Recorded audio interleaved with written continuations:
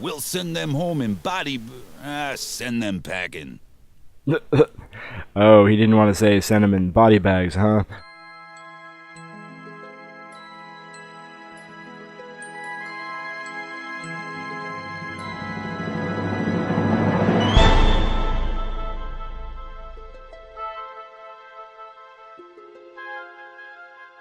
What is up, ladies and gentlemen, boys and girls? This is Ziegenbagel here, and welcome to Railway Empire. Thank you for joining me today. Don't forget to tap that like button, and if you haven't already, don't forget to subscribe.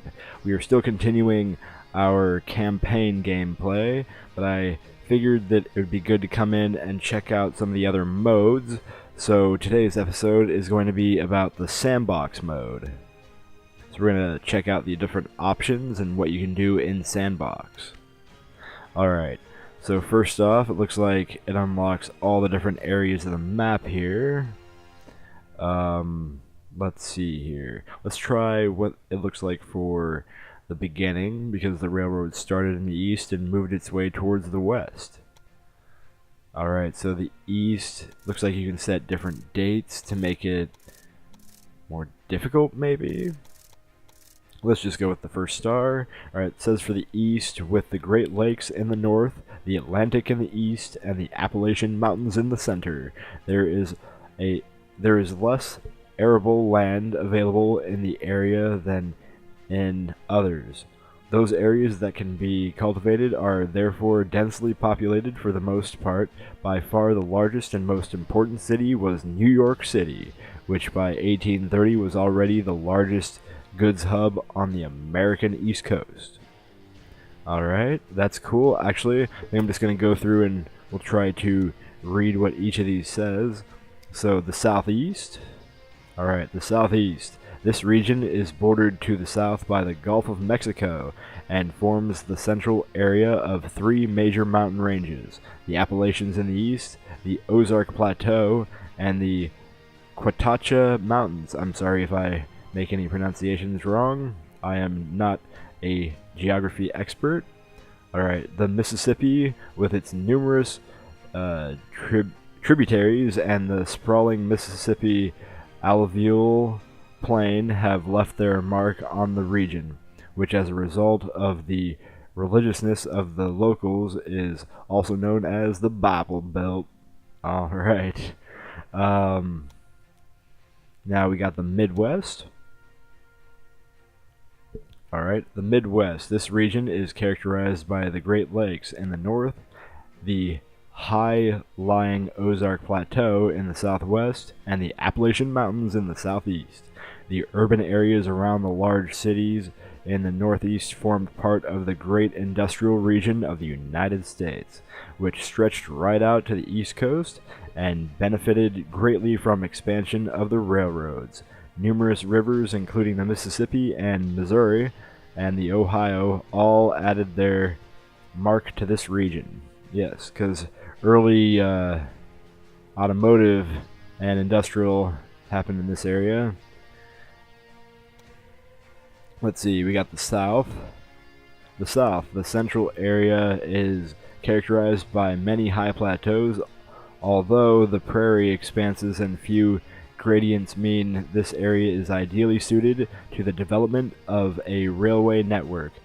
Nevertheless, the foothills of the Rocky Mountains are still to be found in the northwest. From here, the Rio Grande flows through striking gorges toward the south, where it forms the border between Mexico and the United States, before finally flowing into the Gulf of Mexico. Alright, we have the North, this region is predominantly defined by the Great Plains, an enormous flat and partly dry area east of the Rocky Mountains. Originally, this area formed the typical plains. Is that really typical, or is it supposed to be tropical? Alright, I'll just say how it is. The typical plains of the American West, where the only life was Native Americans hunting for bison. Later, the area was used ever more intensely both for agriculture and for cattle farming. We have the Northwest. This area is thoroughly dominated by the Rocky Mountains, which stretch from Canada to New Mexico. Other key features of the region are the dry landscape of the large Great Basin in the southwest and the the Grand Canyon in the south. Salt Lake City, with its famous Great Salt Lake, lies in the heart of the region, and on 10 May 1869, the first transcontinental railroad was completed with a ceremonial golden hammer blow. And last but not least, because I live in the West. This region is bordered in the west by the Pacific Ocean and in the east by the Rocky Mountains. In addition, the expansion of the railway is complicated by the central Sierra Nevada, the Cascade Mountains to the northwest, and the impressive Grand Canyon in the southeast. The southern area is characterized by numerous desert and steep areas, such as Death Valley and the Mojave Desert. Alright, so we're going to start with the east for this, just to see what it looks like, and continue on. Alright, for the sandbox mode, we have a start. You can select starting cities, and there's quite a few of them here. Alright, these are big cities, I'm guessing. Yes, let's try New York. The rail network, you can go realistic, easy. Alright, so you have the choice of easy, which says trains can pass by each other without causing any traffic issues, or realistic, trains must wait for each other. You will need parallel tracks, switches, and signals. We'll just go with the easy just to test things out. Alright, pause mode. Right now it's on manual. The game pauses automatically when building track, signals, and buildings, and in bulldozer mode. Then there's normal. The game pauses automatically. Alright. See, normal, manual. Alright, it does change. The game pauses automatically when building track, signals, and buildings, and in bulldozer mode for normal. For Trainiac, the game never pauses, other than when newspapers and offers are displayed. You will receive a bonus on your rating. That makes sense because you don't have to worry. There's no pausing, so it makes it for the more expert of players. Alright, so that's the settings. We will just go on manual and go from there. Continue. Together, we shall conquer them all. Okay, so there's different character selection. This guy is the general. After leaving active service, General Jonathan Johnson, what a name there, is looking to conquer new horizons. Isn't my uniform fabulous? I designed it myself. Okay, I should not be surprised about that. With his sword in his hand and his goals in sight, he intends to write himself into the railroad history books. His taste in clothing might not be for everyone, but his army... Are you a man or a mouse? This is no time to hesitate. But his army of subordinates follows him unquestionably. Alright, his bonus is a track construction cost are 10% lower. I'm probably not going to read all these, but I'll just go over their bonuses. The general... We'll send them home in send them packing. Oh, he didn't want to say send them in body bags, huh? Alright, the gangster, he receives twice as many applications from the underworld where recruitment costs are 10% cheaper. Then we have... Meticulous planning, tables, figures, and hard facts. Alright, we went over the industrialist in the first episode of our campaign gameplay, so if you want to hear about him, you can go to episode 1 of our campaign. The business plan! I know I had it here somewhere. Doc Murphy. Well, kind of reminds me a little bit of Doc Brown, but that's the engineer. He receives 20% additional innovation points per month. It's pretty cool. It'll help with your research for that guy. It doesn't matter what you do, just do it with style.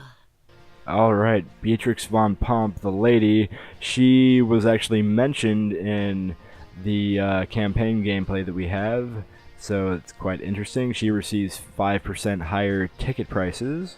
I pity those poor unsuspecting souls. They won't even realize that we've ripped them off. Alright, the Trickster. She receives a 20% discount on all locomotives and auctions. That seems pretty helpful. Strong leadership and discipline are the path to victory. Alright, we'll just go with the General for this look at the sandbox mode.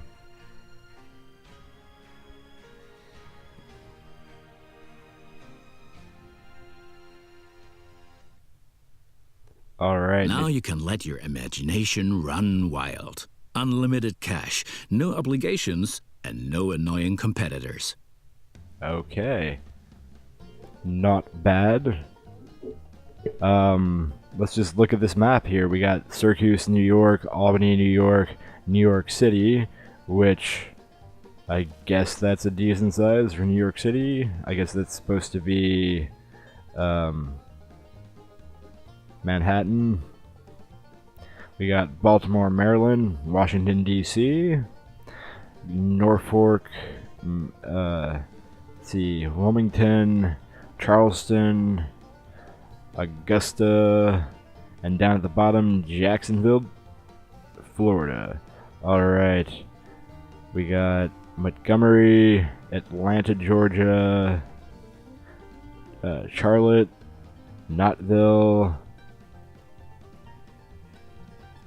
Oh, there's a thunderstorm right there. We got Indianapolis. Excuse me there. I am not the greatest at pronunciation, as you will probably find out. We got Louisville, Toledo, Grand Rapids. This looks like a very interesting map. Lots of rivers and lakes to have to deal with placing your track. But let's see if there's any settings here that are different in let's see, building construction. You start with, okay, you have unlimited money, so that's good. You can do anything you want. Just kind of take a look at things, because we haven't gone over a lot of these in our campaign yet. But let's see, railway buildings, we've basically seen all of those already. We have industries, which we have the meat industry, breweries, weaving factories, tailors, and we can put those in our cities. City buildings, you can put in a university, museum, attraction, which looks like maybe an observatory. There's another attraction here that looks like a church, and this looks like some kind of monument. Alright, so that's what we have for building construction. Track construction, there's nothing changed there, all the same tracks. For trains, let's see, we can actually look at the engine shed here and just kind of go through more of the trains now. So we already have seen the number 51 Dragon in our campaign. We got the Grasshopper. Oh, oops, sorry about that. For some reason this game, I feel like I need to right click to try and move around on things when it's actually the middle mouse button. I don't know why. Alright, so those are very cool. They had those guys in the early days of the railroad going around. Alright, so Grasshopper, we got the John Hancock. That's basically a lot like the Grasshopper, except the guy actually has some cover here, some protection from the elements. We have the John Bull. That's a small, interesting looking train, a little bit of space to add to have some fuel there for it. We got the North America. Ah, these trains are slightly going up. This looks like it runs on coal. The Dunham. We have the Jarvis. The G&M America. It's a very cool blue. Oh, that's definitely a beautiful looking train. Just a little small. We have the Reindeer. The Philadelphia, which is the starting one that we have in the campaign. And the 51 Dragon. Interesting, interesting. I guess there's probably more that you can unlock. Alright, so this is personnel. We don't have anyone available yet. This is the information on the company. The company's value is 10 million. That's its bonus. There's tips and tricks screen, the options. We'll continue playing. Alright. So, it's very, very interesting. I think we've kind of gone over as much as we can so far. So I hope you all enjoyed a first look at the sandbox mode for Railway Empire. That's going to be it for today's episode. I hope you all enjoyed it. Don't forget to show your support and tap that thumbs up button. Have a great rest of your day, and live long and prosper.